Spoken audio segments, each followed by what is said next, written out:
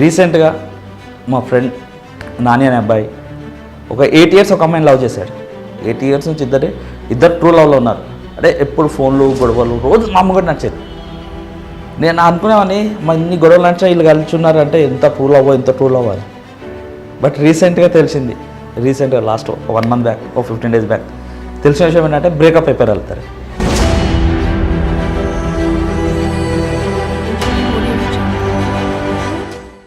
అందరికీ నమస్తే, నా పేరు శ్రీధర్. నేను ఒక చిన్న కొటేషన్లోకి వెళ్ళి తీసుకున్న ఈ కథ, ఒక చిన్న లైన్ కొటేషన్ చదివాను, ఆ కొటేషన్లోకి వెళ్ళి ఈ కథ తీసుకున్నాను. ఎందుకో చెప్పాలనిపించి ఈ వీడియో చేస్తున్నాను. పుట్టడం గొప్ప కాదు బతకడం గొప్ప, బతకడం గొప్ప కాదు బతికించడం గొప్ప. నీ ఒక్కరి కోసం కాదు 10 మంది కోసం బతుకు, ఆ బతికే బతుకులో తెలుస్తుంది మన జీవితం అని. ఇది ఎంతమందికి నచ్చిందో నాకు తెలియదు, బట్ నాకైతే అస్సలు నచ్చలేదు. పుట్టడం గొప్ప కాదు బతకడం గొప్ప అన్నాడు. కాదు, పుట్టడమే గొప్ప. ఎందుకు చెప్తున్నా అంటే రోడ్డు మీద కుక్క బతుకుతుంది, మనిషి రూపంలో మనం బతుకుతున్నాం. తిండి ఉన్నా బతుకుతున్నాం, తిండి లేకపోయినా బతుకుతున్నాం. అడుకొని బతుకుతున్నాం, సంపాదించి బతుకుతున్నాం. మోసం చేసి బతుకుతున్నాం, జాబ్ చేసి బతుకుతున్నాం. ఏదానికి పెద్ద తేడా లేదు. ఒక మనిషి పుట్టాలంటే ఎన్నెన్నో జన్మల సుకృతం అంటారు కదా, అది ఎంతవరకు నిజమో, అది ఏ దేవుడు ఏ గొప్ప వ్యక్తి చెప్పినో నాకు తెలియదు. అది మాత్రం చాలా నిజమని చాలా బిలీవ్ చేస్తాను నేనైతే. ఈ కొటేషన్ రాసింది ఒక గొప్ప మోటివేషనల్ స్పీకర్, పుట్టడం గొప్ప కాదు బతకడం గొప్ప అని. But I'm so sorry sir, ఆ వర్డ్ నాకు నచ్చలేదు. చాలా వరకు మిమ్మల్ని ఫాలో అవుతాను నేను. ఎందుకు చెప్తున్నానంటే ఈ రోజుల్లో చాలామంది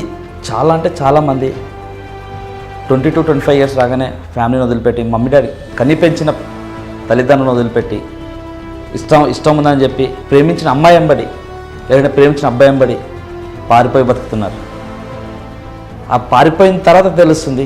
ఈ విషయం నేను ఎందుకు చెప్పాలనుకుంటున్నా అంటే, నాకు చెప్పిన ఈ కొటేషన్ ఎందుకు నచ్చలేదని నేను అనుకుంటున్నానంటే, ఈ రోజుల్లో ప్రతి ఫ్యామిలీలో ప్రతి తల్లిదండ్రులను ఏ ఇంట్లో చూసినా కానీ 22-25 ఇయర్స్ రాగానే కని పెంచిన తల్లిదండ్రులను వదిలిపెట్టి ప్రేమించిన అబ్బాయి ఎంబడో ప్రేమించిన అమ్మాయి ఎంబడో పోయి చూస్తున్నాం. పోయి ఎక్కువ రోజులు కలిసి ఉండకముందే విడిపోవడం, బ్రేకప్ రావడం, గొడవలు రావడం, విడాకులకు వెళ్ళిపోవడం అంటున్నారు కదా. ఈ మధ్య కొత్తగా వచ్చింది కదా లివింగ్ రిలేషన్ అని ఒక కొత్త మన సాంప్రదాయానికి కొత్త మార్పు వచ్చింది. పెళ్ళి కాకముందే ఇద్దరు కలిసి కొన్ని రోజులు జర్నీ చేయడం అంట. ఆ జర్నీలో అన్నీ చేసుకోవచ్చు అంట. వినడానికి చాలా బాగుంది. తల్లిదండ్రులకు చెప్పకుండా చేస్తున్న జీవితాలు మనవి కదా. ఫాస్ట్ లైఫ్ కదా, హైదరాబాద్లో బతుకుతున్నాం కదా, ఫాస్ట్ లైఫ్ కదా, చాలా ఇంట్రెస్టింగ్ కదా. ఒక అబ్బాయితోనే ఒక అమ్మాయి కలిసి ఉండడం, ఒక అమ్మాయితోనే ఒక అబ్బాయి కలిసి ఉన్నాడు. ఒక్కసారి ఒక చిన్న సెకండ్ ఆలోచించండి. నిన్ను కనడానికి నీ తల్లి ఎన్ని రోజులు కష్టపడ్డది? 9 నెలలు. ఈ 9 నెలల ఎన్ని కష్టాలు పడవచ్చు? నిన్ను కనే ముందు ఎన్ని కష్టాలు పడవచ్చు? నిన్ను పెంచినాక నీ తండ్రి నిన్ను పెంచి పోషించి చదివించడానికి ఎన్ని కష్టాలు పడి ఉండొచ్చు? ఎన్ని కష్టాలు? ఒక జీవితం అంటే నువ్వు ఒక్క అమ్మాయివి ఒక అబ్బాయివి మీరు బతకడానికి నీ తల్లిదండ్రులు వాళ్ళు 2 జీవితాలు పణంగా పెడుతున్నారు మీకోసం.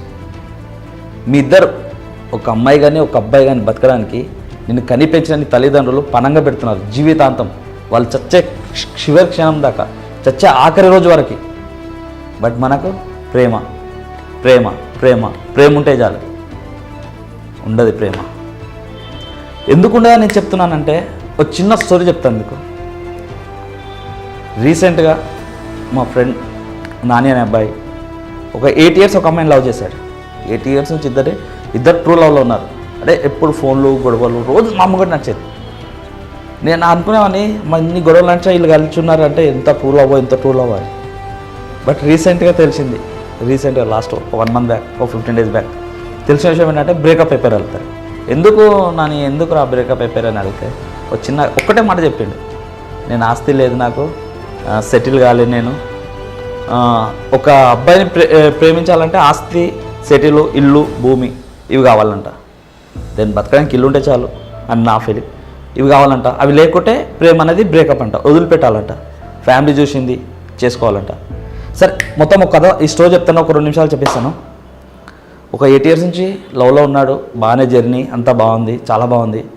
చాలా హ్యాపీగా గడిపారు, చాలా డేస్ చాలా హ్యాపీగా, చాలా సంవత్సరాల నుంచి హ్యాపీగా గడుపుతున్నారు. సడన్గా 10 డేస్ అబ్బాయి కనపడలేడు. ఏమైందిరా అంటే షూటింగ్ పని బయటకు వెళ్ళిపోయినా, వర్క్ పని పైన. వచ్చాక ఏమైందిరా నేను లవ్ అని అడిగాను. ఫోన్లు లేవు ఏం లేవు, ఏమైందిరా అంటే లేదు బ్రేకప్ అయిపోయింది అని చెప్పింది. ఎందుకు బ్రో అని అడిగితే ఇల్లు లేదు, సొంత ఇల్లు లేదని, పెళ్లి చేసుకోవాలంటే ల్యాండ్ కావాలంట, పెళ్లి చేసుకోవాలంటే గోల్డ్ కావాలంట, పెళ్లి చేసుకోవాలంటే ఇల్లు కావాలంట, పెళ్లి చేసుకోవాలంటే సెటిల్ అయి ఉండాలంట, పెళ్లి చేసుకోవాలంటే మంచి పేరు ఉండాలంట. తెలీదా?